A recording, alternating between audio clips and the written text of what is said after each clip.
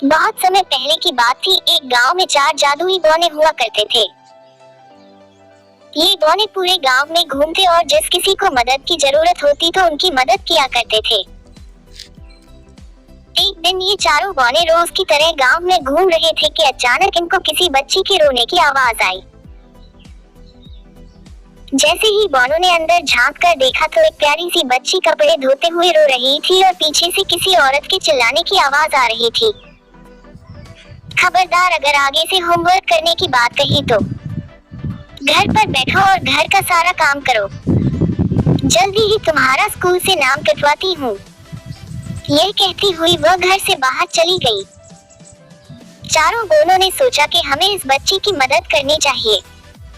फिर क्या था, उनमें से एक बौना बिल्ली में बदल गया और रसोई में रखा दूध पीने लगा। जैसे ही लड़की ने बर्तन गिरने की आवाज सुनी तो वह भागकर रसोई में गई और बिल्ली को देखकर बोली, रुक जा बिल्ली, चोरी मत कर।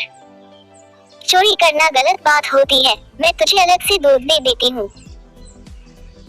अगर मेरी माँ को पता चल गया कि बिल्ली ने दूध झूठा कर दिया है तो वो बिना सोचे समझे पता नहीं क्या सजा दे मुझे।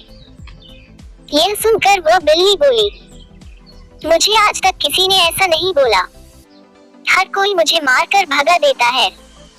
तुम बहुत नेक दिल की लड़की लगती हो, लेकिन तुम रो क्यों रही थी? बिल्ली के पूछने पर लड़की ने दुखी चेहरा बनाते हुए बोला, मेरा नाम शाइनी है। यह मेरी असली माँ नहीं है, ये मेरी सौतेली माँ है। मेरे पापा काम से अक्सर बाहर रहते हैं।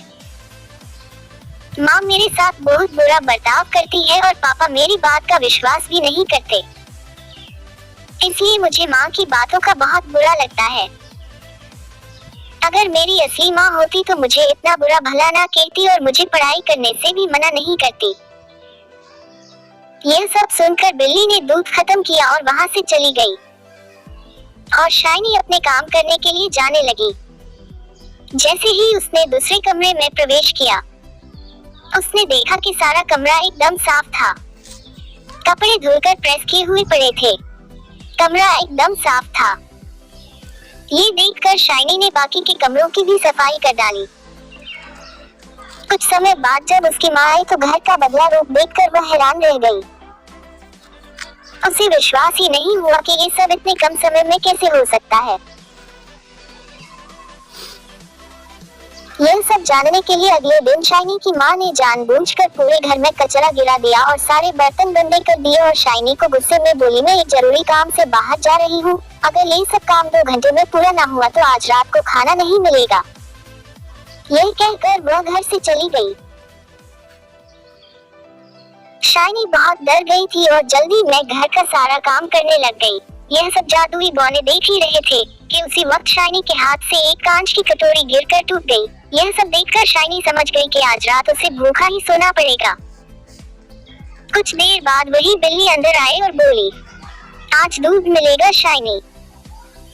शाइनी ने अपना देखना बताते हुए बिल्ली के लिए दूध डाला और अपना काम वापस से करना शुरू कर दिया।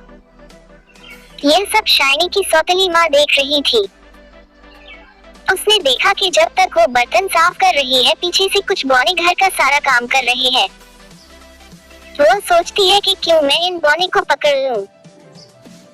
लेकिन जैसे ही वो उनको पकड़ने के लिए घर में आती है, उसे कोई नजर नहीं आता। लेकिन घर पूरा साफ होता है। यह सब देखकर शाइनी की माँ को गुस्सा आता है और वो गुस्से में शाइनी की पिटाई करने लग जाती है। माँ, बता कहाँ है वो बौने? बता कहाँ है वो बौने? शाइनी, मुझे कुछ नहीं पता माँ, आप किसकी बात कर रहे हैं? मैंने तो एक बिल्ली को दूध पिलाया था। लेकिन उसकी माँ ने एक बात ना सुनी और शाइनी की पिटाई करती रही। ठीक उसी वक्त शाइनी के पापा आ जाते हैं और यह सब देखकर उसकी माँ को बोलते हैं,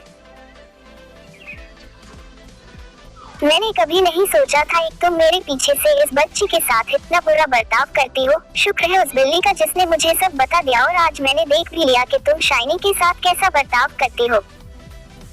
मगर आज के बाद तुमने इस बच्ची को हाथ भी लगाया या पढ़ाई करने से रोका तो मुझसे बुरा कोई ना होगा।